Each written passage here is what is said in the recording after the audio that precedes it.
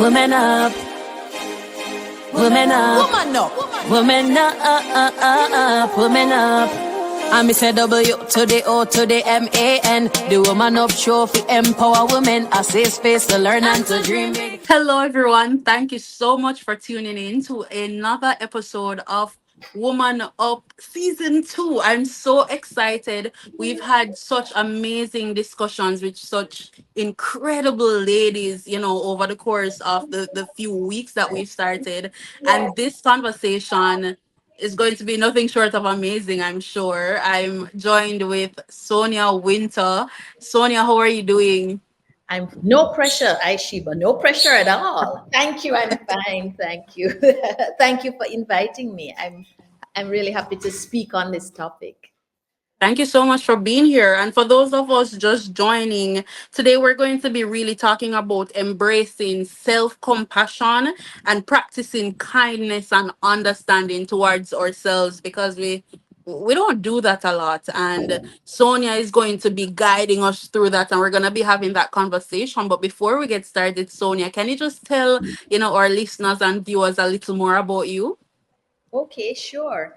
So I'm Sonia. I'm a clinical psychologist trained here at the University of the West Indies. Um, I'm a family woman. I have two beautiful daughters and a great husband. Then after that, I'm founder of Tea House Therapy. It's a counseling therapy practice. Currently, there are 12 of us as psychologists on the team. We're a team of about 15 in total. We have a physical practice here in Kingston, but most of our clients we see virtually. We focus on adults only. We adults over say 23 years old. And also another niche that we've captured, thank goodness, is the niche of couples therapy. So we see couples in crisis. We see couples who are thinking about making a big decision, like having children, moving in together, getting engaged, getting married, premarital. We really focus on couples. To see couples, the model of therapy that we offer is called the Gottman model. Okay, and it's an evidence-based model. So it means all the interventions that we provide to couples have been tested over and over and over in random but repeatable studies. And that's one of the things we really pride ourselves on. Our physical location is like a home. We try to make it as comfortable and welcoming as possible. And most important, our tagline is that tea house is where compassion lives. Wow, thank you so much for that and for sharing that. And I know this discussion is going to be very good for our younger girls, but I feel like or a bit more mature younger ladies are going to love this one. So as I said earlier, we're focusing on just practicing kindness and understanding towards ourselves. In the last few episodes that we had, Sonia, we realize that we're so hard on ourselves as young women coming up, and we truly don't really know how to give ourselves grace. And I'm glad we're able to have that conversation. So for you, what does self-compassion really mean, and why is it important for young women? Okay. So, well, let me give you a little bit of background about self-compassion. Okay. So, one of the things that a number of social science studies have demonstrated clearly is that when human beings are going through a tough time, they can tend to be really tough on themselves. If you think about, I'm going to use a silly little example, like, I'm working here with my laptop, and let's say I spill my tea on my laptop. The first thing that I say is, what's wrong with you silly girl, you clumsy oaf, how you've destroyed your computer, something, what the hell is wrong with you, get it together. And that's how human beings often are when difficulties are happening in their life. We tend to almost with best intentions, we can tend to be really hard on ourselves, and that can go from small things going wrong on a day-to-day basis to huge things like even trauma. We tend to be very hard on ourselves. And there's also a lot of research that has shown that, if to the extent that individuals that are most emotionally resilient, meaning individuals that can come through difficult situations and thrive, are the individuals who are able to cultivate and practice self-compassion, which is noticing. And self-compassion is really about noticing when you're having a tough time, noticing when you're in distress, noticing and acknowledging when you're suffering, and being gentle and compassionate with yourself in that moment of suffering. And oftentimes the label that they use is to say self-compassion is treating yourself with the same kindness and understanding that you would treat a close friend with, you know. So the strange thing about us as human beings too is that we kind of intrinsically know that if somebody that we really love and care about is suffering, that we know how to be automatically compassionate. We know how to be gentle. We know how to be supportive. We know how to be validating of what they're going through.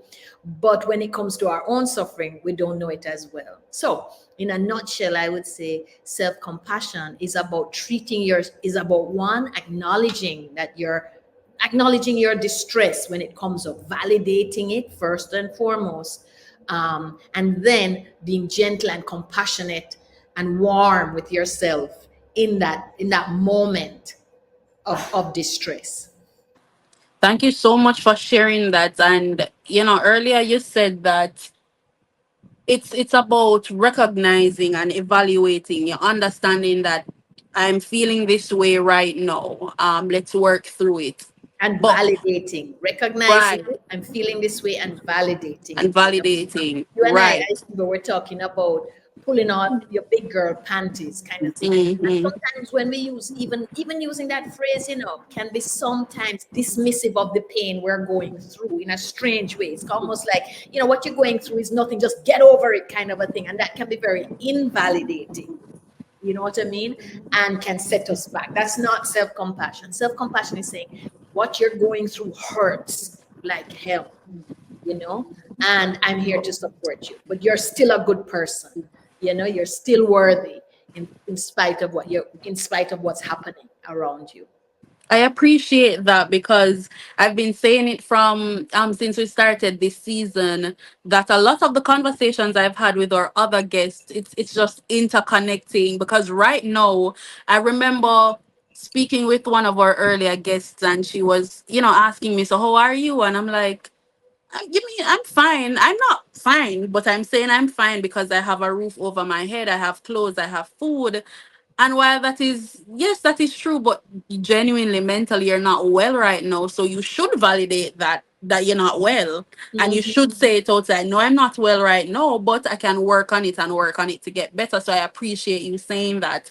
Yes. Now, I want to know, for young girls or young women, any young woman that's listening now, how can we start developing that habit of being kind to ourselves, especially during rough times? Because I can understand that it's easier said than done to sit down and, yes, evaluate and all of that. But how do you genuinely get started on that? Sure. Okay. So, Aishiba, you're actually asking me about therapeutic interventions that we offer to our clients. So there are lots of different ways, but the one I love the most is to almost give that all of us have an inner critic, right? An inner critic that starts talking to us in our ear when things go wrong or when we make a mistake, right? And one great way to start practicing in self-compassion is to give that inner critic, believe it or not, a name. It's a cute little way to tackle it, right? Give that inner critic a name. And I tend to, so like my inner critic, I call it Granny. Granny. And I call it Granny because a lot of us have that grandmother who means us well, but the way she goes about encouraging us, Lord have mercy, it just like tears us down, like, we are, I don't know, taking a risk with our lives. We decide we want to go on an adventure or something, and Granny will be the one panicking for us and say, Lord, I must say, this are gonna happen to you, this are gonna happen to you. No, not do that kind of a thing. So my inner critic is Granny, because number one, I want to acknowledge that our inner critic has good intentions for us. It's just the way that our inner critic chooses to help us is in a way that's not very helpful, kind of, and so one way is to name that inner critic, so it kind of gives you a little space between yourself and the criticisms that can tend to come up, and then that gives you the space to kind of exercise compassion to Granny, as it were. So once my inner critic Granny starts talking to me, I say, Granny, know you love me, but I got this, kind of a thing. So you're kind of talking to yourself with warmth and generosity. And then also talking to myself. Another little wonderful trick that I have is I do have a very close friend. Her name is Bridget, and I'm very happy to call her name, say her name. And Bridget I've known since I was a tiny little girl, but she has been a good friend who, when she sees me, we don't see each other often, she lives in another place, but whenever she sees me or we talk on the phone, the first thing she says to me, she says, hi, Sonzi. And just in saying that to me, I feel the love and compassion and generosity that she has to me. And it has a little ring to it. The tone in which she says it, it just warms my heart. And she says, hey, Sonzi. And so what I do is I kind of channel her compassion into myself. And so when I'm talking to myself, I say, hey, Sonzi, come on, girl. I know that you're having a tough time here, right? But you're the girl who you put your shoulder to the grind. You've had other successes. Don't be too hard on yourself, Sonzi man, kind of a thing. And so that's another little trick that you have that can start the process of self-compassion.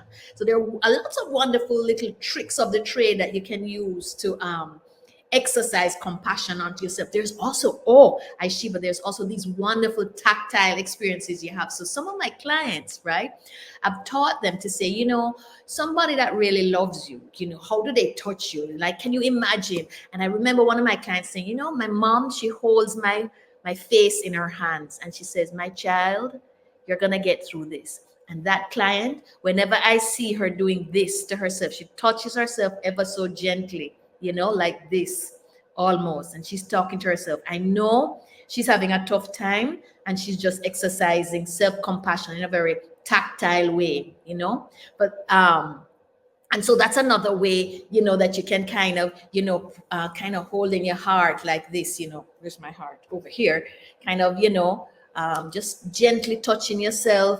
How if we have a friend and we're trying to encourage them, we have a way of just touching them on their shoulder, kind of hugging them, holding them. And guess what? It actually works. Human beings are tactile, and so that's another trick that you can often use, just touching yourself in a soft, gentle, encouraging way. I call it channeling all the compassion that you've ever exercised to somebody else, channeling it in towards yourself with just gentleness and kindness. I think it's so interesting because I can remember doing that. Whenever I am going through a tough time, I find myself, I would go in front of the mirror and I'd probably be crying and this is what I do. So the fact that you did it a while ago, this is what I do. Yes, like somebody hugging. Right. Like somebody hugging me and I'm like, it's going to be all right. Sheba, that's what I call myself. Sheba, it's going to be all right. Don't worry about it. And I'm telling you, knowledge is a hell of a thing, because I didn't even know that was something. I just find myself doing it and it makes me feel comfortable. Absolutely. Wow. I'm glad I learned that today. So that is something I can just actively do, whenever I am going through a hard time. Sure. And that's one of, as I said, many different things. Right. Naming the inner critic and exercising love to the inner critic, speaking to yourself with warmth of a friend as well are really wonderful workable. Tactics that we can use. Mm-hmm. And when we talk about our talk is really for women, but some guys out there that this don't appeal to them at all. And so what I often say is, the Obama shit, yes, where they kind of like, so you can say, hey bro, kind of thing, you got yes, you're gonna make it through, kind of a thing, hey bro, kind of thing, and it works for many men too. I love that. I want to know, as it relates to some of the misconceptions, and I figure you would have probably hinted on some earlier, but what are some of the other common misconceptions that you think young women should be aware of? So they're probably not even aware that there are misconceptions. Right. A lot of um, a lot of individuals, young women in particular, because women are so often held to a higher standard than men in many different arenas, can think that self compassion is weakness or mistake self compassion for self pity. Right. And in fact, the studies that I'm talking about, they did do comparisons between self compassion and self pity. And it is indeed true that self pity is not something that can help you to overcome adversity in the same way that self compassion can. And self pity is where you say, I'm having this tough time, and that's why I can't do differently. That's self pity, and you kind of go around in circles. You use the situation that you're in as the reason why you cannot thrive, sort of a thing, or why your situation is peculiar, right? That's self-pity, and it's kind of like a cycle that you're going around and around and around in. Self-compassion, however, is acknowledging what you're going through is difficult, but it does not define you. Okay, there's a lot more to you than what you're going through right now. Okay, there's goodness in you, there is strength in you, and that's in addition to what you're going through, and that's what we're going to harness. So it's a very different thing. There are also misconceptions that you can't be self-confident and have self-compassion, right? And guess what? Or if you can't have a strong self-esteem and be self-compassionate as well, like the two are opposites. And guess what? In a way, they've noticed again, a lot of what Tea House does is hinges on randomized studies that has worked with thousands of people in different studies, and one of the things they've noticed time and time again in studies is that in difficult times, when a person is on their face in the mud, is when their self-esteem leaves them, and they cannot rely on their self-esteem to pull them through. And that's when self-compassion can come to the rescue. So because self-esteem hinges on doing something exceptional, quite often, our self-esteem quite often hinges on us being stronger, more creative, more, better in some way than others, quite frankly, or those around us, And when we're suffering and really having a tough time, it's hard to tap into that. And so self-compassion has been demonstrated time and time again to be a very important component of mental health, and a huge contributor to emotional resilience. Thank you so much for sharing that. When I think about it, I'm thinking about how hard it has been for me, and I'm pretty sure a lot of the young ladies that are listening know. And it's balancing self-compassion with the desire to want to achieve your goals and be successful, because a lot of us, and I can tell, I know for some of the ladies who have been a part of the woman community, we are so hard on ourselves to achieve our goals. When we think about where we come from, we don't come from money, and we know that we have to do certain things to just be successful and be where we want to be in life. And we don't have that space. We don't have the time nor the energy to practice that self compassion, because we need to be successful and we need to do it today and now. So, how do we really balance the two? Well, here's the thing. Balancing suggests that these are opposing forces, success and self-compassion. Not so, Isheba. The one huge highway to success is self-compassion. One supports the other. They're not mutual opposites. Okay, you want to be successful, it's very important to have self-compassion, and different approaches to self-compassion takes a second.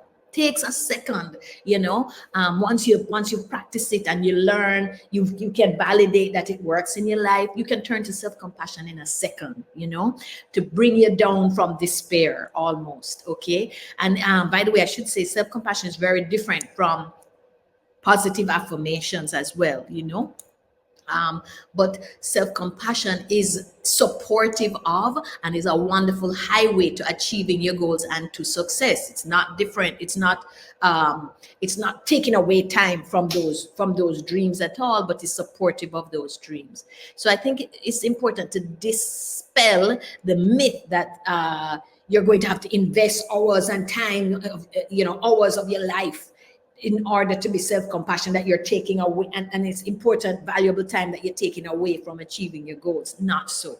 Okay. It's having a wonderful positive attitude to yourself and to your pain and to your struggles and to your resources as well.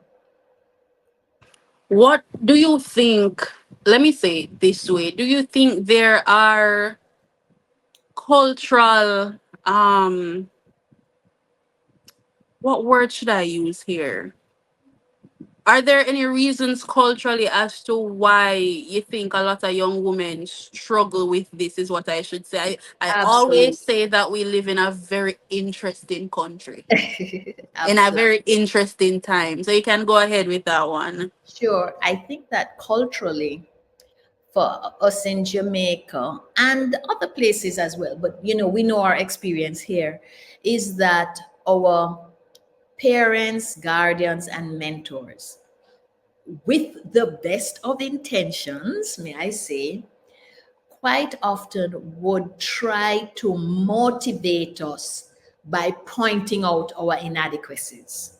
So it's almost like they would tell you everything that was wrong with you, hoping that you could overcome those things towards success, right? So, for example, let's say we had an exam to study for, right, and our guardian wants to encourage us to, remember, I mean, in a perfect world, a well-trained guardian would say, something, you did so well in the last exam, but it was because you buckled down, you focused, and you did your work, right? And I know you can do it again, right? This is a really challenging exam, right? But you're such a fighter, kind of a thing. That would be very compassionate encouragement, and that would probably have pretty positive. It would be supportive of the individual. However, culturally, most often we would say something like, "You're wasting your time. You're gonna fail the exam." Okay, and that is a kind of that can dent at your sense of self, your sense of self-esteem, and so on. I can take a big bite out of it. And even though the intention is to get you to focus and to achieve your potential, the way it's communicated is in a negative way, such that sooner or later we start talking to ourselves the same way as well. So if you can imagine a child coming up through that, in that environment. I mean, how many of us have heard our mothers or our grandmothers say, "You're gonna broke your foot if you don't come down off of the wall," or something like that, right? You're not as capable as them other one there, so you just keep to yourself, or something like that. All of those were, as I said, best of intentions. However, it became a narrative that we heard and that we started to repeat to ourselves.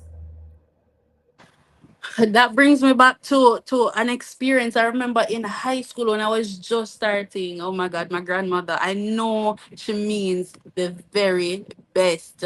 And I think about it all the time today. I remember when I was just starting and she said to me, this, those are the people I want you to be like. And she would point to other grade 7 students who are just coming.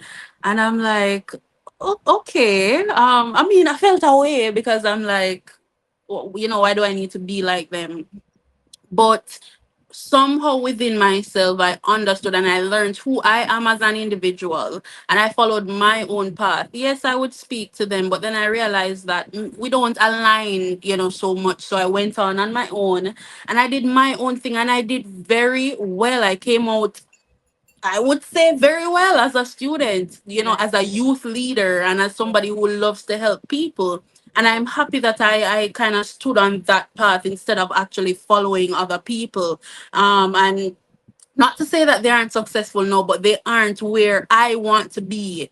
And Right. I'm now on the same level with other people who are where I want to be. And I love that for myself. So, any young girl that's listening, sometimes I know it is hard because it is coming from the people who are caring for you and the people that you love, as a matter of fact. But I think maybe even having the conversations, with your parents, with whoever your guardian is, to kind of talk about how that makes you feel and so on, and to kind of just talk it out, because I realize in Jamaica we don't have this culture much of talking out things, That's for especially with our parents. That's for So, sure. And so I I think, do. may I just add, Aishiba, I think that, Mhm. as you said, our guardians, our mentors, our parents, they have the best intentions and they do Yes. most often. That's not everybody's story, but most often Hmm. they do. And but their communication style, we've learned over generations, has been more, I guess, deprecating rather than uplifting. And I mean, I'm thinking about what you would have heard your grandmother say, I want you to be like that. She's inadvertently planting a seed that is saying they are better than you in some way. Kind of, she's doing a comparison and kind of planting a seed that, she could be potentially, I don't know, planting a seed that, you're not quite as good as them in something or the other.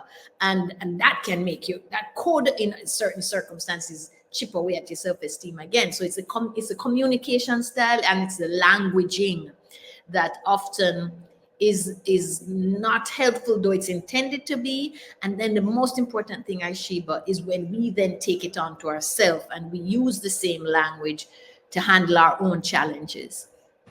Sonia, I appreciate that because it has been a journey, because I have struggled with self-compassion, yes, but self-esteem problems as well, going through high school specifically, because I was just always of the impression that I was not as smart.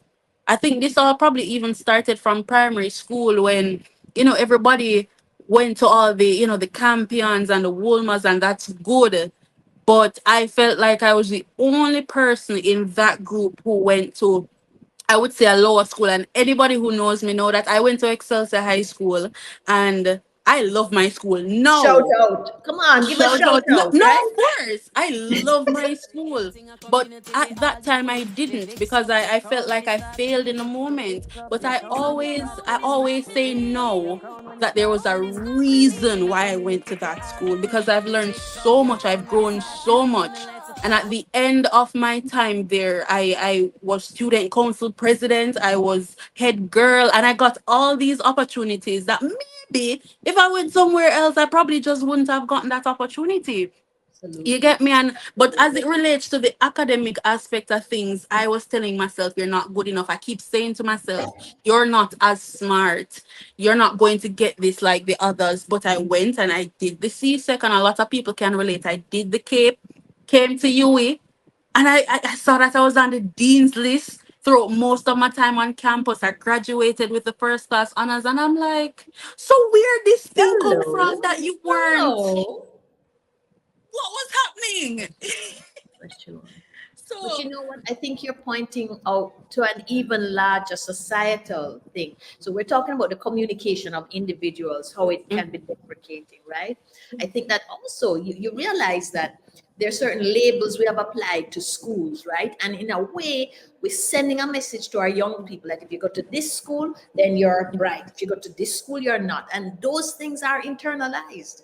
You know what I mean? Those things are really internalized. We start telling ourselves that. And the most profound way that this can affect us is when we buy into it and we start telling ourselves the same thing. Okay, that's when it can really hold us back from meeting our full potential. yes, yes, yes, yes, yes. Whoa, I've been loving this conversation. And again, I tell my listeners, I tell my viewers, we're not going to be able to touch on everything in the 30 or so minutes that we Well, have, but invite me back, please. no, because please, I'd love to have a session with our young girls, maybe to have it live where they can ask the questions and so on. Sure. It But would be this my this is an pleasure. excellent, excellent discussion. Thank you so much, Sonia. I think I have two last things I'd want to just touch on before we end our session for today. But as it relates to self-compassion exercises, So in the earlier episodes as well, we would have spoken about taking time to be one with nature, probably journaling and so on. What do you think about those? And are there any other exercises that we can do to kind of help with that? Sure. Um, a huge, I think it's one thing, first of all, is to understand exactly what self-compassion is. And Aishiba, I guess I congratulate you, because this is kind of an educational approach that we're taking, right? So it's first of all helping young women to understand what really is self-compassion. How does it differ from self-pity, self-esteem? Why compassion, is it the flavor of the month sort of a thing? So I would say an intellectual understanding of what self-compassion is. And number one, self-compassion has three important components, right? Number one, it's acknowledging your distress and your difficulty, your suffering, your trauma, acknowledging it as difficult. Number one. Okay. And it's two, understand, being gentle about that with yourself. Okay. Not judging yourself because this is happening. And human beings tend to do that, observing, acknowledging your pain without judgment. Okay, and that takes a certain skill. And then finally, helping you individuals to realize that, guess what, going through pain is an important part of our humanity, our humanness. It's almost like every single person on planet Earth has their fair share of suffering to go through. It's almost like there's a huge pie of suffering and difficulty and challenge, and everybody gets their slice of it as well. A lot of times when we're going through something difficult, it can feel very isolating, like, the world is moving on and I'm left behind in my pain almost. And so self-compassion is a way of acknowledging that, suffering, difficulty, even though they're different, is an important part of being alive almost. And once you can kind of intellectualize those things, that can help with your posture and attitude towards yourself. Okay, I'm a human being like everybody else. My challenge right now today is X, Y, and Z. I'm in a difficult relationship. I'm at a difficult job, and this is causing me pain. Acknowledging that, you know what I mean. And I'm going to be gentle with myself in how I talk to myself and how I respond to myself and to my pain. Okay, those are three important components of self-compassion. So most often the skills that can be acquired are mindfulness skills, because mindfulness is about stepping outside of your experience, okay, and being able to observe, appreciate what you're going through. Sometimes we're so caught up in what we're experiencing, it's hard to see the forest for the trees almost. So mindfulness helps you to step outside of the forest and look at the trees and see a big picture, so that you can realize what you're going through is maybe for a season, what's happening to you from a distance, and so on. So one of the powerful things is really learning self-compassion, mindfulness skills, and there are a lot of them on YouTube. I'm making it a regular part of your daily diet, as it were. Just being sort of the same way you would deal with your child. You would just exercise compassion, almost to get them started each day. To remind them that they have a fallback. There's always I'm always here for you, sort of a thing. It's almost doing that for yourself. In different mindfulness exercises. I do want to, if you'd permit me, I would love to refer you to Kristin Neff. She's the world's leading researcher on self-compassion. She has a wonderful website. It's called selfcompassion.org. And if you go to her website, she has practices and exercises. So she has a number of mindfulness exercises, guided mindfulness exercises there. And she also has some really interesting exercise practices, such as journaling. Imagine yourself as judge and jury and criminal, and write down this and that. So she has journaling prompts, for example, different ways to think about things. So there are a lot of different exercises and guided mindfulness exercises at Kristin Neff's website, which is selfcompassion.org. Thank you so much for sharing that, Sonia, for the resources. And we're definitely going to be using those. I know I'm going to be using them. As we end this session, the last thing I want you to do is to tell our listeners and our viewers any advice that you have for them right now, to our young girls that's listening. What do you have to say to them? I would say this, as women, young women, the bar is often set higher for us than our male companions and contemporaries. We have to we have to outperform the men to be treated in the same way, or we have to outperform them to be given the same compensation. In the home, there's a lot more responsibility placed on us in terms of home care, in terms of parenting. So often the bar is set higher for us, and that can create difficulties and distress for us when we feel like we're not meeting those targets.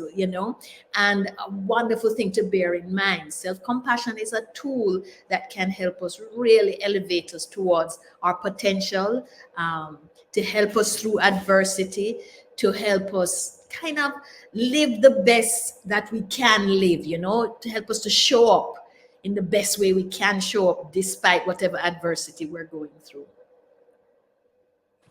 Beautifully said. Sonia, I want to thank you so much from the bottom of my heart. Thank you so much for coming on and for speaking, for sharing your knowledge and the resources. We really do appreciate it. Thank you for just being here in this space with us ladies, trying to understand. We want to learn from even, the older ladies. We really want to, and you gave us that opportunity today, and we're really grateful. For all of our listeners, for all of our viewers, thank you so much for being a part of the wonderful Woman Up community. We really do appreciate you, and thank you so much for tuning in. Thanks a lot, Isheba. Bye-bye. We fix up your crown when it start feeling. We fix up your crown when it start feeling. We fix up your crown when it start feeling. Creating a community for all the queens. We fix up your crown when it start feeling. Let's woman up, the woman up show for you. Woman up, woman up, woman up.